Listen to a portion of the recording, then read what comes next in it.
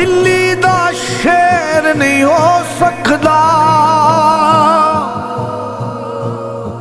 100 ਸਾਲ ਰਵੇ ਭਾਵੇਂ ਨਾਲ ਸ਼ੇਰਾਂ, ਗਿੱਦੜ ਕਦੇ ਦਲੇਰ ਨਹੀਂ ਹੋ ਸਕਦਾ। ਕਿਸੇ ਮਰਦੇ ਕਲੰਦਰ ਦੀ ਨਜ਼ਰ ਬਾਝੂ, ਨਫਸ ਕਦੇ ਵੀ ਜ਼ੇਰ ਨਹੀਂ ਹੋ ਸਕਦਾ।